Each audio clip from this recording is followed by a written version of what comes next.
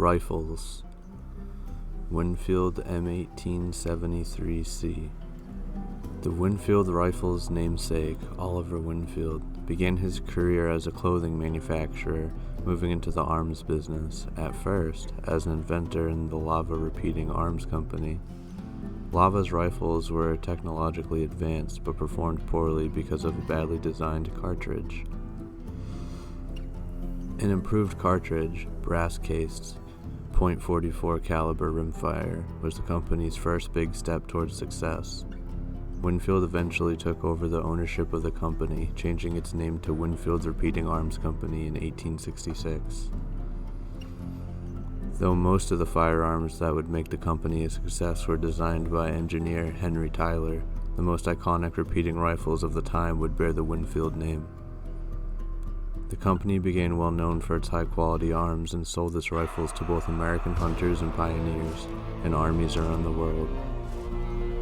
The Winfield M1873 was one of the most iconic rifles manufactured by the Winfield Repeating Arms Company, and the Winfield M1873C is a slightly smaller version of that first big success, measuring 4 inches shorter than the original model. Its lighter weight makes it easier to handle and store, though otherwise the design does not differ from the M1873. Unpublished manuscript, Bad as They Seem, author Hayden Collins, undated, bleached paper, typewritten, 8.5 by 11 inches. 6. They bathed in gold, they bathed in blood. By day they worked on horseshoes, pots, and pans, and once the smith was closed, they chose their weapons and headed out into the swamps. They were silent and ruthless, a perfect team of two, able to communicate without speaking. They killed almost as many hunters as they did creatures, clearing the field of every kind of evil. Lynch opened up a world of connections, superintendents, government men, captains, men who the day before wouldn't have given them the time of day. Now they were eager to meet the infamous twins, dispatch them, pay them, on their return, handsomely. This society of hunters, it seemed, was more of a loose band of greedy ruffians than a tightly knit society Lynch had described, led by the self-important and power-hungry. The twins' reputation spread as it did their own heads become a much-sought bounty. They each slept with a Winfield beside their bed now. It was a Sunday when they found the woman's body, nailed to a tree beside its dilapidated cabin, rotting and missing the right leg. Finn nodded towards it, a nod in acknowledgement and a question. "Monster or human?" the nod asked. Joe's shrugged. The answer was monster either way. The woman's corpse, pile of rotting flesh, marshy vessel for flies and maggots, had obviously been tortured, used for target practice, and my God, had she still been alive when she had been nailed to the tree? Finn shook her head and pointed toward the door, which hung open. Inside, they found a man, dirty and covered in weeping red boils, asleep in a cot.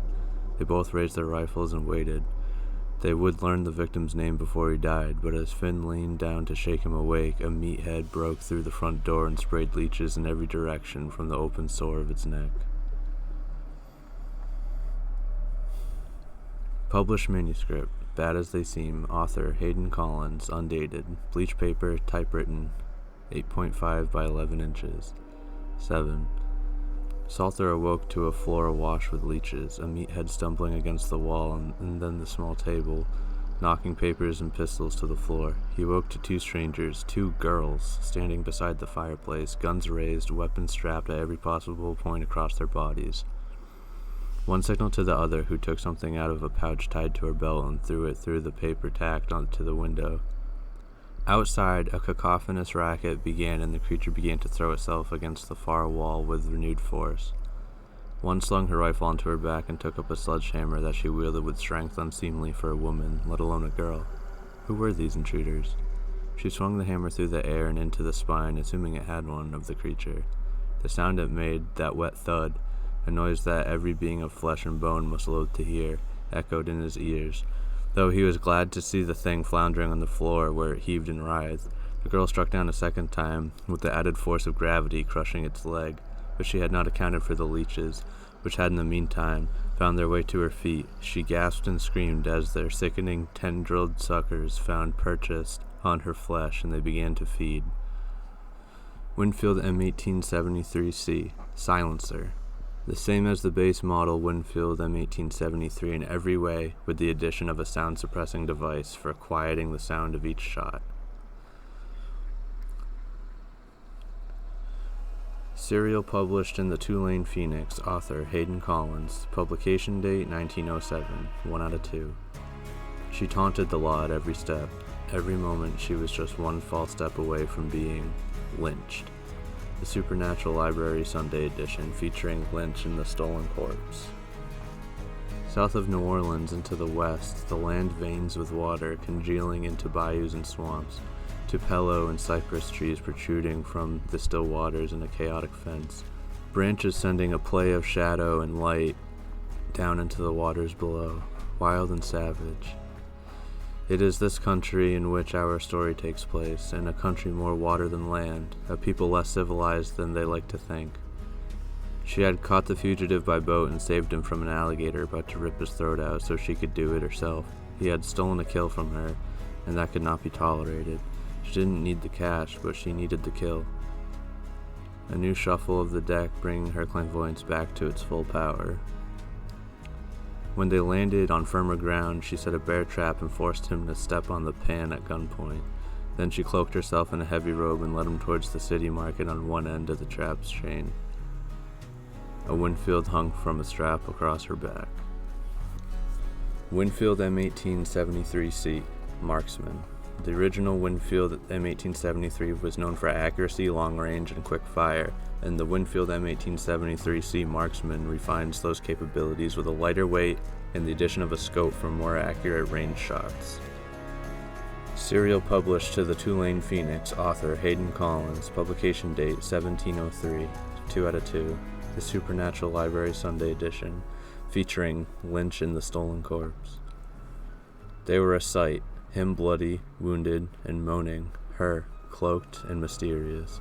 Soon a crowd had gathered to find out what would become of the unfortunate prisoner. "Who is he?" one yelled from the crowd. "Who are you?" yelled another. She hesitated, and with a swift, graceful movement she flung aside her muffling robe, cast off her hat, and stood before them, transformed. She was fully 5.5 feet tall, straight as an arrow, superbly powerful of development, and morosely, though pallidly handsome, with straight hair, white as sea foam, pulled back the nape of her neck and piercing black eyes.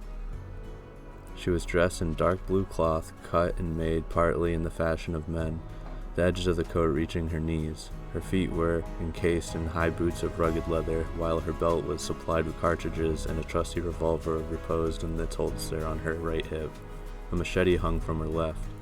Across her back, a Winfield hung in a sling.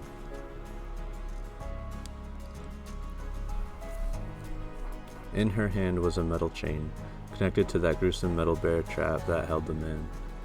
He moaned loudly and more spectators gathered. He was a man illiterate in speech, ugly in features, and ungainly in form. A laugh ran through the spectators, and she called loud and clear into the crowd, "Enough! Would you know this man's crimes, or shall we hang him immediately?" "Gosh all hemlock! Has he done ye wrong?" "He has. He took something that belonged to me." "Then hang him! Hang him!" The call echoed around the crowd. "Hang him now! We want for a hangin'." "And no one will speak for him?" Her voice was hard and certain as it asked the question, challenging the crowd to speak against her will. "He cannot speak for himself, as I've cut out his tongue." Each moan spilled another river of blood from between his damned lips. "I will." A man whose suit was adorned with diamond buttons stepped forward from the crowd. "I believe that he has not had a fair trial. But you surely know yourself all too well that this world was not built for foundations neither fair nor good, no matter what we might tell ourselves as we count sheep in our beds." For she had raised her Winfield to her shoulder before the newcomer had finished speaking and had shot him dead, and the crowd hung her poor prisoner, his neck snapping in an instant as the weight of the bear trap clamped to his leg pulled him down towards Hades.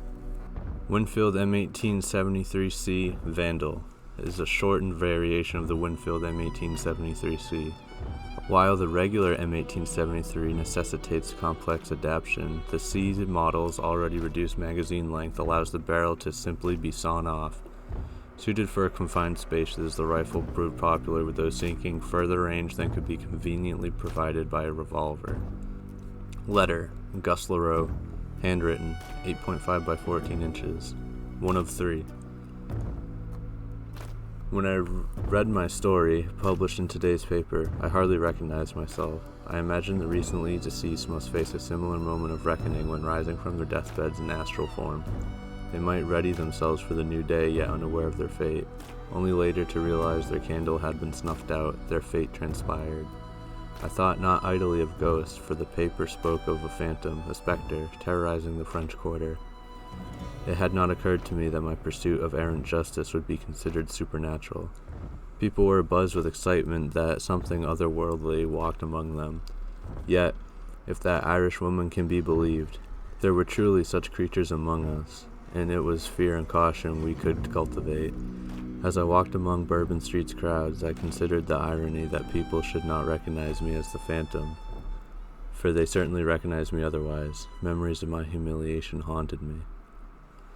At the farrier's, I collected my old order. My father's Winfield, cut down to size so that I could still fire it with my good arm. He'd taken the stock and shortened the barrel, gripping it. I found it suitable when I turned to leave. The smith asked why I had not brought a pistol. Some things should be done the old-fashioned way, and my father was nothing if not old-fashioned. I did not answer him. The letters had by then made the rounds, and I knew my father's hand would soon be forced. If the Irish woman had her way, I feared for the fate of the city more than the fate of my kin. The Winfield was concealed easily enough in my sleeve of that long dinner jacket, and my scar with my mask. Its flamboyance was not out of place in the French Quarter. The plan had been to wait for the crescendo of the piece, but my patience was not what it was. My penchant for drama eroded my desire for revenge. The orchestra were still tuning their instruments and the crowd still settling when my Winfield barked. Father tumbled from the box, and I receded into the dark labyrinth of the theater. Compact ammo. Winfield M1873C. High-velocity ammo. RN. We have more than enough testimony of the twins. The Salter place had been documented, and there's something listed here as the meathead sketched out by Black. Only fools insist it is all the invention of Collins. One mad writer could not conceivably start a faith, let alone lay this out. Compact ammo. Winfield M1873C. Incendiary ammo. RN. I long considered the Phantom another invention of Hayden Collins, yet, as so many others, eventually fate has shown its hand, in this case the whole arm, and a direct reference to the Irish woman. The more cross-references I discover, the more worried I become. Winfield M1873C Vandal Striker is a shortened Winfield M1873C with an attached blade for proficient melee combat. The modification makes it a competent all-rounder with a decent range, stopping power, rate of fire, and handiness in melee. Letter, Gus LaRoe, handwritten, 8.5 by 14 inches, 2 out of 3. Weeks ago, while searching the attic for letters, I had come across a book of medical anomalies. I'd since kept it in my pack, turning to it in quiet moments. Today I read a chapter about the phantom limb, a phenomenon discovered in the Civil War, and an affliction in the mind that tantalizes those with an amputation with fleeting corporeal moments. Since the loss of my arm, I had struggled to put a name to a certain sensation of uneasiness. I would awaken with a start and reach out to grope for the light, only to realize that I had been reaching with the arm that had been taken. When shooting the shortened Winfield, I propped the barrel on my forearm, yet I had the sensation that my missing hand was gripping the gun's own missing barrel. I'd had a revelation of what I had assumed would be the eve of my death, the day that the Irish woman found me. After the incident in the theater, I had headed north, traveling at night, evading her hunters the best that I could. At some nameless crossroads, I came across a veteran of the war face down in the dust. I relieved him of his uniform and covered my face with dirt, walking by day now, thus disguised. My revelation was thus: the justice I'd fought for did not exist, not on the road, not anywhere. The rule of law was a farce, nothing more than illusion. I starved and I begged and then I robbed. I reached the state border but turned back. There was nothing on that road for me. I fixed a blade to the end of the Winfield to make it more fearsome, and dreaded the day I would use it.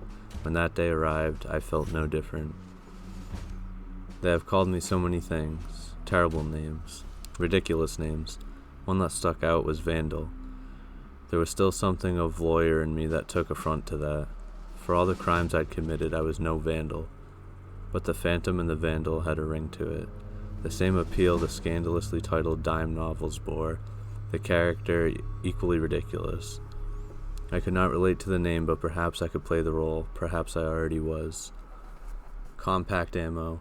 Winfield M1873C, full metal jacket ammo. RN. I long considered the Phantom another invention of Hayden Collins. Yet as so many others, eventually fate has shown its hand, in this case, the whole arm, and a direct reference to the Irish woman. The more cross-references I discover, the more worried I become. Winfield M1873C, Vandal Deadeye, bears an attached scope enhancing its range capabilities. This increases the weapon's competency at medium range, establishing the target to be sighted and brought down with rapid-fire shots. Letter, Gus Leroux, handwritten, 8.5 by 14 inches, 3 out of 3. Perhaps I was drawn back to the bayou by the realization that I was still flesh and blood. Perhaps I, like the ghost I felt I had become, was unable to truly depart until some matter was resolved. It didn't take long for the Irishwoman to find me, for she could commune with the unliving, and surely I belonged to their numbers. For my last stand I chose a barn with 100 points to shoot from. To its rear was a vast pond in which something dwelt, something I witnessed dragging all manner of creatures beneath the bracken surface. To the fore lay a field which I burned and then illuminated with electric lights. Downstairs a generator hummed. There was enough fuel to run it for 3 nights. I'd affixed a short scope to the Winfield which allowed me to clear vision across the area. I paced the barn until I could walk it with my eyes closed and not make a sound. She had sent 3 after me. Through the night we dueled from the distant tree line to the barn. With my good eye I was just able to catch a glint of their barrels. I think by dawn 2 of them were dead. The standoff ended then. At noon the Irishwoman herself stepped from the tree line, her shock of white hair concealed under a wide hat, carrying a wooden case. Watching her through the scope, she seemed wryly amused. I waited for her to call out, but instead she just set the box down and left. She returned to the tree line and then turned. My eyes flicked nervously back to the box, expecting it to explode. When I looked back, half a second later, she was gone. When dusk fell, I judged the light reduced enough to risk checking the case. Lighter than imagined, it was engraved with the letters AHA. I mulled for a long time over whether I would open it, and eventually curiosity overcame me. Inside, a letter. I scanned it briefly.